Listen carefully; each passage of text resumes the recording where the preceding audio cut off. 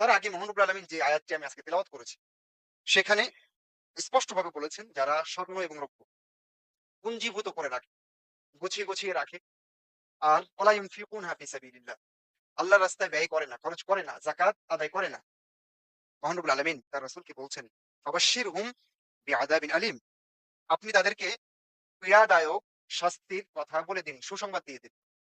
শাস্তি পেতে হবে তার সুসংবাদ, শাস্তির আবার সুসংবাদ হয় না দুঃসংবাদ, দুঃসংবাদ কিন্তু আল্লাহ বললেন বাশশির, বাশশারা ইউবাশশির মানে সুসংবাদ দেওয়া। তো শাস্তির সুসংবাদ মানে কি, এই কথার ভিতরে একটা যন্ত্রণা আছে, বুঝতে পারলেন সম্মানিত উপস্থিতি। পরের আয়াতে আল্লাহ বললেন যে ইয়াউমা ইউহমা আলাইহা ফি নারি জাহান্নাম, এই যে স্বর্ণ এবং রৌপ্য, সোনা রূপা যার যাকাত তুমি দাওনি, এটাকে কাল কিয়ামতের ময়দানে জাহান্নামের আগুনে তপ্ত করা হবে, গরম করা হবে। ফাতুকওয়া বিহা জিবাহুহুম ওয়া জুনুবুহুম ওয়া যুহুরুহুম, আর যারা যাকাত আদায় করেনি অথচ যাকাত ফরজ, তাদের কপালে জিবাহুহুম, তাদের পার্শ্ব দেশে, তাদের পিঠে সেই গরম করা স্বর্ণ এবং রৌপ্য দিয়ে তাদেরকে সেক দেওয়া হবে।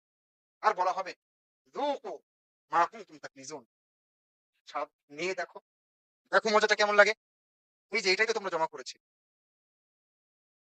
আপনি কাউকে অপরাধের জন্য যখন মারবেন আর চুপ থাকবেন, দুটা এক, আর মারবেন আর যখন বলবেন যে এটা কেন করছিলি, এই অপরাধটা কেন করতে গেছিলি, তখন ওর বেশি লাগবে। ঠিক সেই পদ্ধতি মহান রব্বুল আলামিন এখানে ব্যবহার করেছেন। রাসূলুল্লাহ সাল্লাল্লাহু আলাইহি ওয়াসাল্লাম হাদিসে যাকাতের ব্যাপারে অনেক কথা বলেছেন। আমি আজকে যেহেতু বিধিবিধান নিয়ে কথা বলবো এবং সেটা অনেক লম্বা আলোচনা, সেজন্য আমি এই সাইডটা একটু ইঙ্গিত দিয়েই আমি চলে যাব বিধিবিধানে।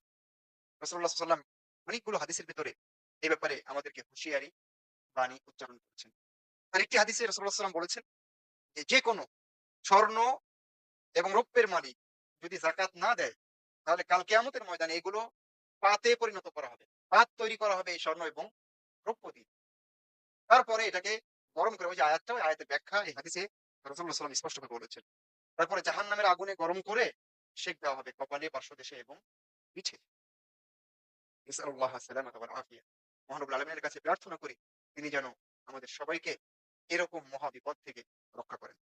সম্মানিত উপস্থিতি, আমি সামান্য একটা সুইয়ের কথা বলি, সুই যেটা দিয়ে সেলাই করেন আপনারা। এটা শুধু মোমবাতির আলো আগুনে যদি একটু গরম করে গায়ে দেন, সহ্য করা যাবে? তাহলে স্বর্ণ এবং রৌপ্যের পাত তৈরি করে জাহান্নামের আগুন, জাহান্নামের আগুন মানে তো আমরা বুঝতে পারি।